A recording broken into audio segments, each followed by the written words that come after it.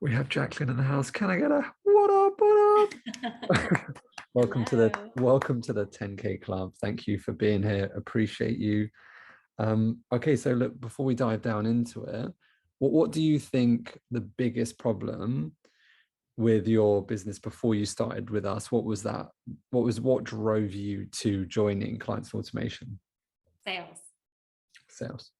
That's it. My That's it. dad, my dad is a dirty car salesman. And so I have a very it's a visceral reaction when it comes to being around salespeople. I don't like them. I find them very dishonest. I find them just looking for money.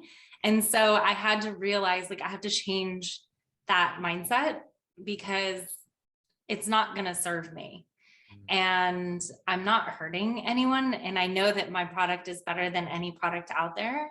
So it was just a big shift. And it really, I think, just happened in November, December timeframe. Something, you say the same thing over and over, but for some reason, I think I knew I had to get my head wrapped around it differently because it wasn't working still. So I was like, I have to sit with this and think about it How did you know it wasn't working? because I wasn't getting sales. It's No, very simple.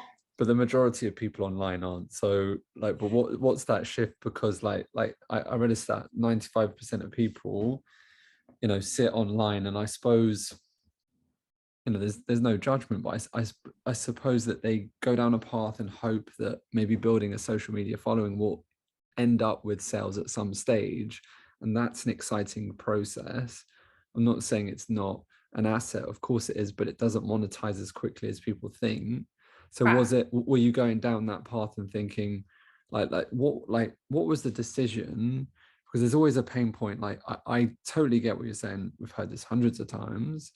I think it's very common. A lot of people today really suffer with sales because they've got negative connotations to it. Ideally, we want to just put great content out and everyone buys, but it Correct. doesn't work like that. So was there a moment where you looked at your bank account, or was a moment someone said something, or was it like you just looked at, like, what do you remember? I mean, it might not be there, but if there, I've had what? a lot of moments, honestly. I shuffled from being employed as a certified public accountant leading a department, and I couldn't do that anymore. I was like, there's too many people that are just financially not in a good place, so I have to get out. My boyfriend is actually, he coaches online programs like this, like what you coach, and he's very successful. He made my salary in a month, and I was like, what am I doing?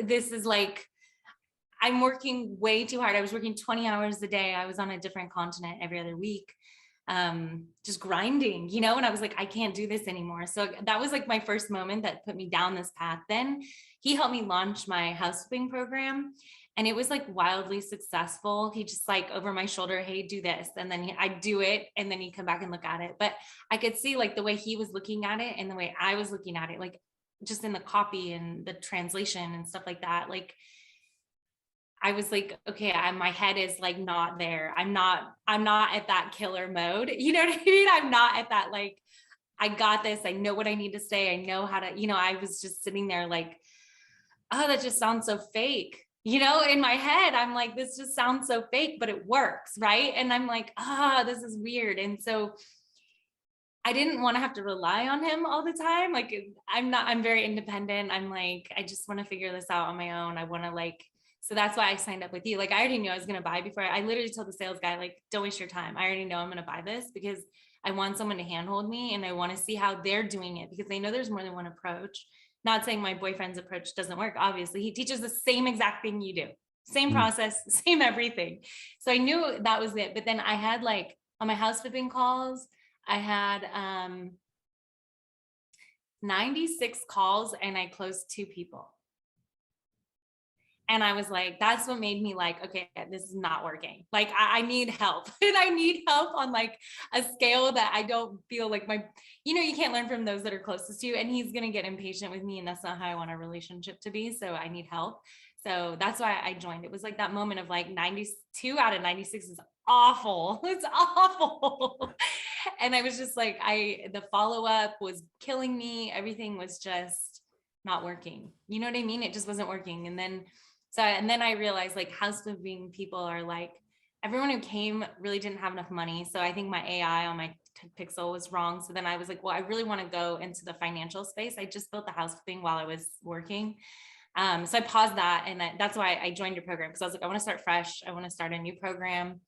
And so it's hard. Like I still am struggling placing a good elevator speech on what I'm teaching in this course, because I teach so much and there's so much to learn. But it's quick. It's a quick way to learn. And everyone going through it is like, oh my God, my head is blown. Like, this is amazing. So I know it's a good product. I know it's what people need. I know, but, and then for whatever reason, like lead gen ads have been like my nemesis on this program. Like house flipping, it was like gangbusters. I was getting people in like calls all the time. I was like, I have to block my schedule off for my workouts now, and like me time and dinner and lunch, like, which is normal part of the process. As you start to scale, it will become refined, and so it is normal. Like, like once you dial down that message, the whole thing like becomes so much easier. yeah, And that is part of the process. Like it still speeds up the process because you're getting like really granular feedback, and then it feels like you'll have to do so much. But what you'll notice is that each refine, because you're working on like one key thing, every time you refine it, it'll get better and better. And yeah, there will come a point where actually you go, wow, this is a game-changing program yeah, in a concise way, because most people in the online space today never really work on one program. They think they have to do 300 different things, and as the majority of coaches out there are trying to do multiple different things in order to scale them, which is the worst way to do it. Look, what do you think has been the best thing so far? I know it's still early days. I get that, but like, what's been the best thing so far in terms of the support for you? Like you said, you knew that you wanted to buy. I'll get to that decision after this, but what do you think is the best support so far? I think it's like learning the closer process for me, and like learning how uh the belief behind that closer process. It's like, these people need my help. They wouldn't be reaching out if they didn't. They need the education, because it doesn't exist in America. Unless you become a certified public accountant, you're Mm. not going to learn this stuff. It just, and even certified public accountants, unless you go to the Ernst & Young to Big Four level, you're not going to learn it. And they're giving terrible advice to their clients. And then I have people coming to me like, I have a huge tax bill, and I'm like, sorry, let me see what I can do about that, And so I think for me, it was like realizing that right now I'm going to try and help people. Eventually I will get to a niche where I go to CPAs and it's like, hey, this is what you need to do. And I've partnered with a nationwide firm who teaches the same things to their clients so that they can take my clients on, because it's rare what we do, and it's rare what we teach, but it's like very real estate heavy, because in America, the stock market over the last 10 years made 9.2%. That's where 85% of the people have their money. Mm. And 90% of millionaires made it off of real estate. So when you look at it from that Wow, perspective, it's massive. real estate in the last 10 years on average nationwide was 49%. I'm here in Las Vegas. In the last 5 years, it went up 250%. So Mm. people are now seeing, I can't afford a house anymore. I can't afford to retire anymore. I'm 40 on the back half of my life going, I can barely survive right now. How is this going to work in retirement? So they're knowing there's a huge shift that happened with COVID, where people are seeing people fail. They're seeing their companies go under. I'm here trying to like get the life preserver out as quickly as I can and just try to like help people, because we are at a point where, millennials are priced out. Most people are priced out. They just can't get in. And the hardest part is getting your first property. This is going to be But exciting for your offer. I mean, it's possibly the best landscape that's setting it up. yeah, yeah. So I have my real estate programs that I like will be building. I already know the next class I need to build, because there's just such a high demand. People are like, I need to get retired. I need passive income. How do I buy a rental and know it's a good product and a good house that I'm going to buy that's going to make me money? And I just look at money. I run a business very monetarily. It's not emotional. Like every house I've lived in has been an investment. I Airbnb it when I'm on vacation, traveling. It makes me money. I have a very different belief about housing. I don't have a home. There's no home. Home is like where your heart is and your people are. It's not a place. Cool. Got So it. for me, I think it's like getting people, they're so emotional, you know, like they're very emotional about money. They're very emotional about their home. They're very emotional about, you know, I don't want people in my space, you know, and I'm like, okay, then keep struggling. You know, don't go on vacation. I don't know. You can have your vacation paid for by Airbnb-ing it. Sounds great to me. Sounds great to me. So look, Yeah. that being said, you know, you said earlier you knew you were going to buy. How did you know you were going to buy? Because my biggest issue was in the sales pipeline for like my house flipping, and I didn't want to launch another course and struggle to get through that pipeline if once I comes, because it's not really trickling in as much as I would like, because I need, that's my fault, I'm not hitting the nail on the head. So for me, it was just like, I can't have these. I'm a mathematics person. I'm like very competitive. I'm very like metrics oriented. And I'm like 2 out of 96, like bird. That is for the birds. I clearly suck at this. And it's okay. I need help. It's very black and white for me. And so the closer process, like understanding that, we do get that a lot, like the closer process. A lot of people have seen like, okay, you know, you got to do a high ticket sale, but like the more you go through that, you start to realize how many layers there are in that. And then the more you practice it, was it, what about the live clinics on a weekly basis? What do you think about that? Because a lot of people say, you know, having that touch point, a lot, like one of the biggest questions that we get asked is like, am I there actually present? Or have I created a, you know, machine instead of myself there? And how was that for you, and the general like forum support? Well, it's like really the only way, because I can't keep working 20-hour days and sleeping 4 hours. I've been doing it for over 15 years now, and I'm just tired. You know, I'm like burnt out. I'm beyond burnt out. So for me, it's like, it's not an option. Like I have to work smart, not hard. And I think that's what my boyfriend like shoved in my face so forcefully in a gentle way. You know, it was just so like, I am literally burning myself dry for no reason. No reason. Like it's not that I don't have skills. It's not that I don't have information. Um, and so it was the weekly. I think it's good for me right now because the few people that are in my program, I think I have like 20 right now. Getting that feedback, you know, still getting that feedback for me helps me know like where I either didn't explain something entirely, downloaded my brain, or where maybe I could have been clearer, or maybe I could, and it makes them feel like they're getting value, like they're actually getting help, they're actually getting real-time support, which I think is the biggest complaint. And every Yeah, person has a, that's the biggest complaint. I'd say, you know, the number one thing online today is do we have like consistent support? Because like information in of itself is not going to provide the outcome, because if it was information alone, people would just read the information and get the outcome. It's having the support structures. Was there anything specific about the support structures that we gave you that you liked, like more so than other? Was it again like the live clinics, or the support process, or how clients automation is designed? Anything specific, or overall amazing? What would you say about that? yeah, I think much like my students, the same feedback I get, I would give to you. It's one of those things that everybody is so different and everybody comes from a different place and a different perspective and a different lens, that they learn just from listening to the other students' Mm, questions. They're osmosising, and mm, somehow sometimes the question that they ask, you give the same answers. Like you're a very consistent person, which I appreciate a lot, because I think that tells me you're very clear on what needs to happen, and it's simple.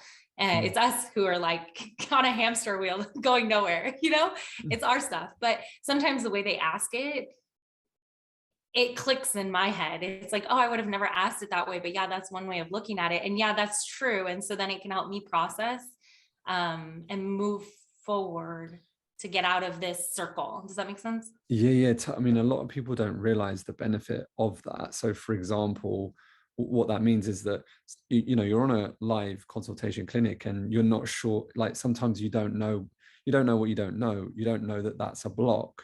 That's why it's a blind spot. And so look, not everyone needs to ask a question for that to be highly valuable. And look, today, that's the only way to have a support process in place, because what happens as a byproduct, and of course you're replicating the same process, so you're doing it for your clients, but what you're going to notice is that as a whole, they all move quicker, faster. Although most people think, you know, one-to-one is actually like one-to-one is very valuable because it's obviously personalization on time. However, it's restrictive based on the delivery, but also it's also restrictive based on, you know, like the client's ability to be influenced by other people, you know, because it's, you know, one-to-one is very direct, and sometimes your head will, you know, blow up just because it's like, you know, having that direct, you know, it's intense when you're thinking about it yourself. But when you're listening to someone else get something, you're sitting there going abstractly, what we call, you know, in mind learning is disassociated. So it actually goes in to the audience member better because they're sitting there as a bystander. So that's actually science-based around why group learning done in an effective way and in a precise way is actually one of the quickest ways to increase all of your student results. So yeah, cool. Thanks for that. Was there anything that was holding you back from making the decision to join it? Because I really respect that. Like, and it shows what a great, because I totally get that concept, but some people won't get that. When you are so close to someone, it's a bias in of itself. And so some of the people that are hardest to influence are our partners, our friends, our family. And so me, just like you, I've sent my partner, my friends, etc., anyone that I believe, my family members, etc., to other people to influence them, and they'll come back saying pretty much the same thing. Yeah, yet it will have gone in. So I really respect that, because that just shows that you are serious.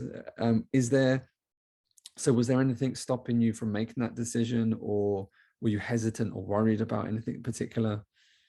No, I literally told the guy, I was like, I've always known, and I come from nothing. My family, they're all clinically obese. They're all broke. They're all literally chopping each other at the knees, trying to get $1 from one another. It's disgusting. It's like not, I knew at a very young age, at 8, like, this is not it. Like, this cannot be my life, period, you know? And I knew at a very young age, like, I was very clear. So for me, I've always known to put myself, I'm always the dumbest one in the room. And I do it by design. Like, I don't want to know everything. I sure we all have like insecurities and ego, but for me, it's like, I need to osmosis, like crisis, like I'm in crisis mode. I need to osmosis as much from these people as I possibly can so that I can have financial stability, because my life has been just a disaster emotionally, relationships in my family, financially, you know, it's been a roller coaster of chaos that, like, it's not sustainable for me. As a child, it was too traumatic. It was like, this is not it. And so for me, I'm not a very, I tell people, I like, when I know I'm going to buy, I told your salesperson, like, I already know I'm going to buy it. You can save me the big, long conversation. I'll save you the time. You can get on the phone with somebody else. And he started laughing. And I was like, no, honestly, like, I'm a really hard person to sell, because I know what I need and I know what I want. I feel, for the most part, I'm very critical of myself. I'm very harsh and pragmatic and honest with myself, because that's how I've gotten here. And so for me, it was very like, I know I'm going to buy this. So he was asking, but I think he's like, well, can I just ask why for our purposes? And I was like, sure. You know, like, I'll break this down for you. And it's what I've shared with you. It's the same thing. I'm terrible at sales because of my family. And yeah, I mean, we've got that down. So look, what would you say to someone that was on the edge of joining?